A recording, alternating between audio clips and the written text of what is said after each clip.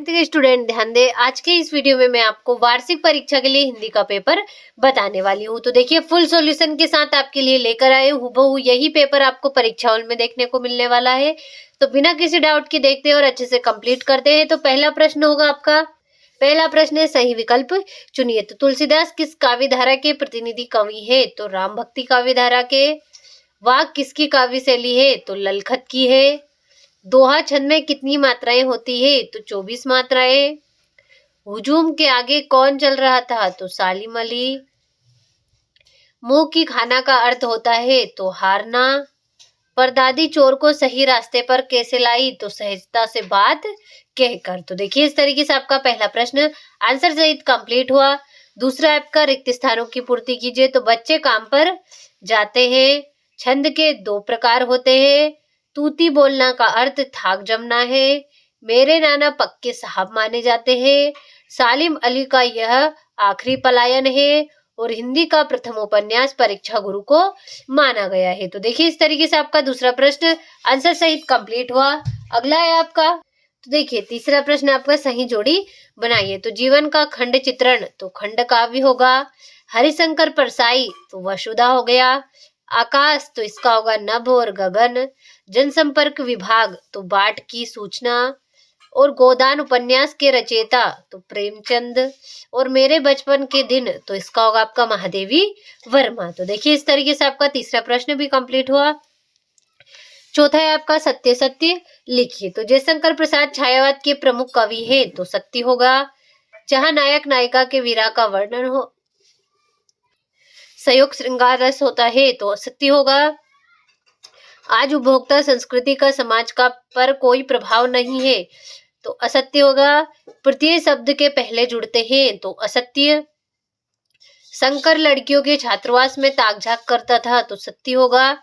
किसी घटना का आंखों देखा सरल वर्णन रिपोर्टाज कहलाता है? तो ये आपका सत्य होगा। तो देखिए इस तरीके से आपका चौथा प्रश्न भी कंप्लीट हुआ।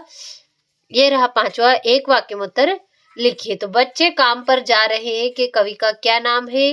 राजेश जोशी। दोहा छंद में कितनी मात्राएं होती है? तो 24 मात्राएं। सालिम अली की पत्नी का क्या नाम है? तो तहमीन हो गया। रचना के आधार पर वाक्य के कितने प्रकार होते हैं? तो 3 प्रकार। रीढ़ की हड्डी एकांकी किस समस्या पर आधारित है? तो विवाह की समस्या पर। कहानी के कितने तत्व माने गए हैं? तो कहानी के 6 तत्व माने गए हैं। तो देखिए इस तरीके से आपका पांचवा प्रश्न भी कंप्लीट हुआ। ये रहा आपका छठा प्रश्न, छायावादी काव्य की 2 विशेषताएं लिखिए। 7वां हो गया। यहाँ से प्रश्नों के आंसर आपको आगे वीडियो में पीडीएफ के माध्यम से इसी वीडियो में मैं आपको बताने वाली हूँ। तो अभी के लिए प्रश्नों का अच्छे से स्क्रीनशॉट ले और इन्हें कंप्लीट करिए। आंसर भी आपको अभी देखने को मिलने वाले हैं। तो देखिए 14वां हो गया, ये हो गया आपका 15वां, 16वां। इस तरीके से प्रश्नों का अच्छे से स्क्रीनशॉट ले। ये हो गया आपका 20वां, 21वां हो गया गद्यांश का गद्यांश दे रखे हैं आपको। ये हो गया आपका 22वां प्रश्न और ये हो गया आपका 23वां प्रश्न। तो देखिए इस प्रकार से आपको कुल 23 प्रश्न देखने को मिलने वाले हैं। तो इन सभी को अच्छे से स्क्रीनशॉट के माध्यम से कंप्लीट करिए। तो चलिए अब इन प्रश्नों का हम आंसर देख लेते हैं। देखिए यहाँ से इन प्रश्नों का आपका आंसर शुरू होता है, तो अच्छे से स्क्रीनशॉट ले और कंप्लीट करिए अथवा सहित हम आपके लिए लेकर आए ताकि आपको कोई भी परेशानी कंप्लीट करने में आंसर ना हो। तो देखिए ये हो गया आपका 7वां प्रश्न। इस तरीके से ये हो गया आपका 8वां प्रश्न, किस शासन की तुलना तम के प्रभाव से की गई है और क्यों? इस तरीके से इन प्रश्नों को आप आंसर सहित कंप्लीट करिए।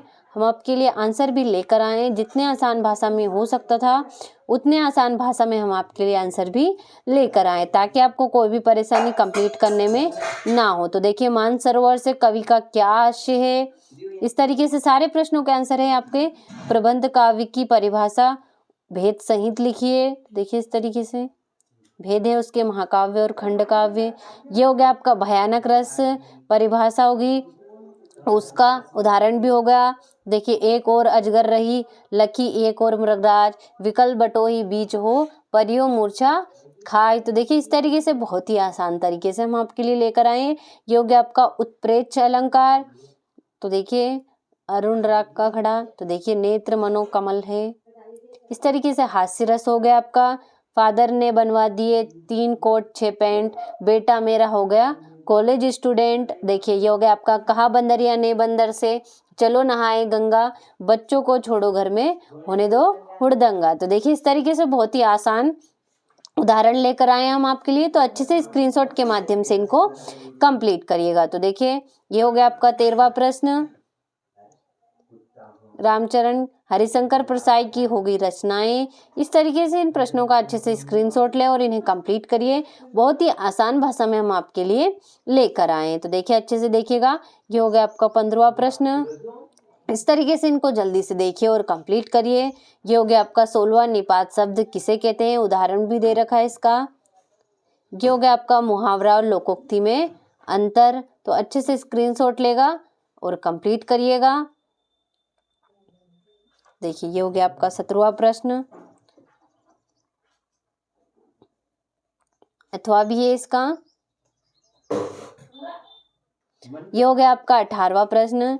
देखिए इस तरीके से संदर्भ प्रसंग व्याख्या दे रखी है यहाँ पर। अब व्याख्या की जगह पर भावार्थ आने लगा है प्रश्नों में, तो वो वही होता है वाक्य या भावार्थ। लेकिन अब अगर प्रश्नों में भावार्थ होगा तो आप भावार्थ ही लिखिएगा, क्योंकि ये हो गया आपका 19वां प्रश्न।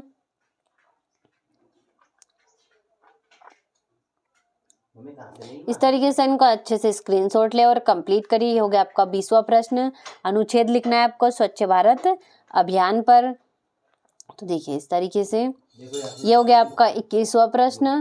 तो अच्छे से स्क्रीनशॉट ले और कंप्लीट करिए। ये हो गया आपका अथवा। ये हो गया आपका 21वां प्रश्न। तो अच्छे से स्क्रीनशॉट ले। ये हो गया आपका 22वां प्रश्न। अवकाश हेतु प्रार्थना पत्र है। बहुत ही आसान तरीके से लेकर आए हैं। और ये हो गया आपका 22वां प्रश्न, जिसमें आपको अपने जन्मदिन पर सम्मिलित होने हेतु अपने मित्र को पत्र लिखना है, आमंत्रण पत्र। तो अच्छे से स्क्रीनशॉट लेकर कंप्लीट करिएगा। सारे प्रश्न आपके आंसर सहित कंप्लीट हुए। अच्छे से इन्हें कंप्लीट करिएगा।